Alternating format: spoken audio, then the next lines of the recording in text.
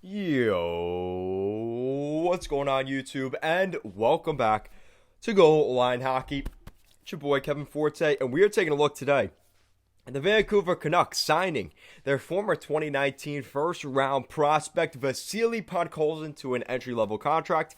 We'll be taking a look at that in this video. If you guys like what we're doing here at Goal Line Hockey, want to see the latest news around the NHL and more videos just like this one, make sure to give this video a big thumbs up, and an even bigger subscribe down below. And let's take a look at Vasili Podkolzin signing his entry-level contract. So this is great news for the Vancouver Canucks, who bring in their former 10th overall pick back from the 2019 NHL draft, Russian forward sniping scorer Vasili Podkolzin.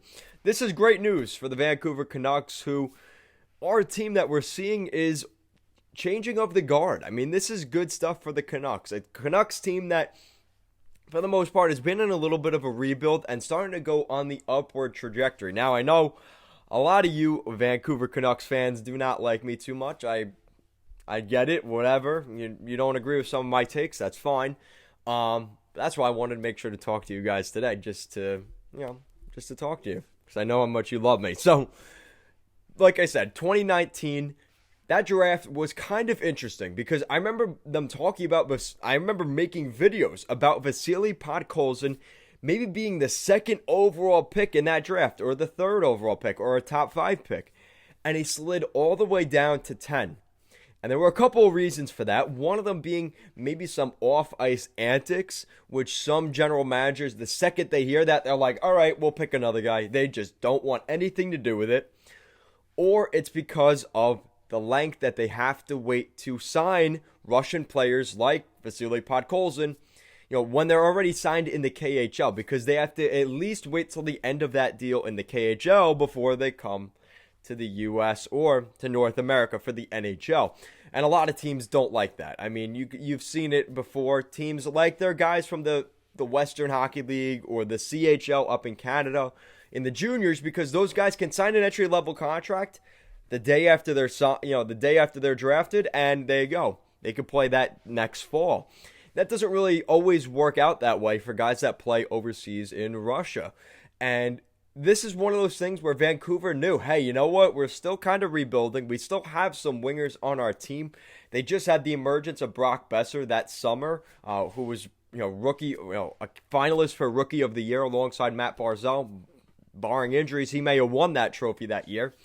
So it's one of those things where the Canucks knew they had guys in the cupboard that could fill out their depth chart, and Vasili Podkolzin was, he was going to be worth the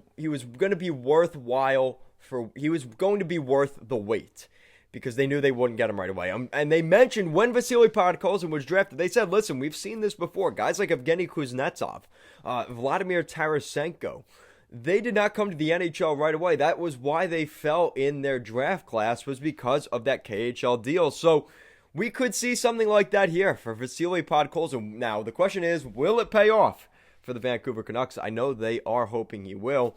And like I said, at that 10th spot, I remember the Canucks fans were a little bit on the fence. I remember it was in Vancouver, that 2019 draft.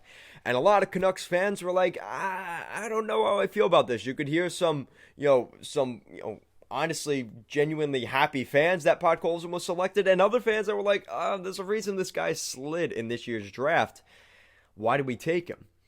And we're going to see what that does for the Canucks this season, because now the question is, where does he fit in on the Canucks lineup? Because this is a guy that, if we're being honest, his numbers in the KHL haven't been, wowing. I mean, you look at his first season, his first full season in the KHL last year, he had 8 points in 30 games, and then he had 11 points in 35 games this season.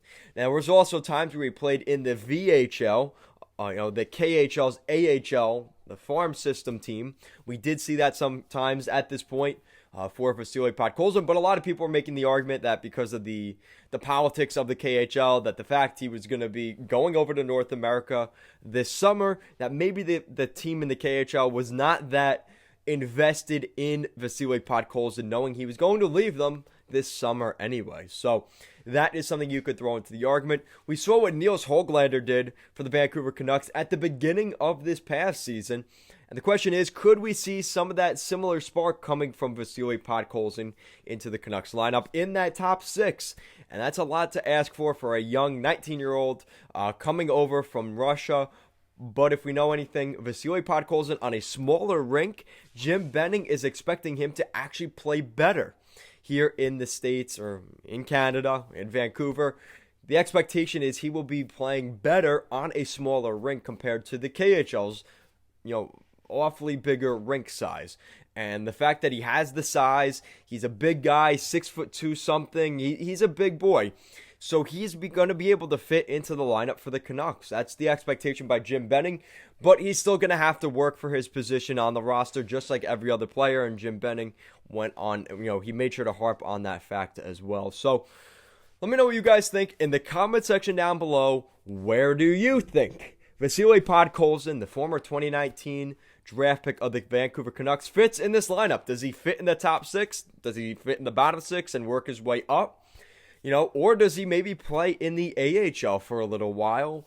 Wherever the Canucks AHL affiliate is at some point, does he end up playing there in the fall? Let me know your thoughts in the comment section down below. And if you guys like what we're doing here at Goal Line Hockey, want to see the latest news around the NHL and more videos just like this one, make sure to give this video a big thumbs up and an even bigger subscribe down below. As always, guys, thank you so much for watching this video, and I will see you guys next time.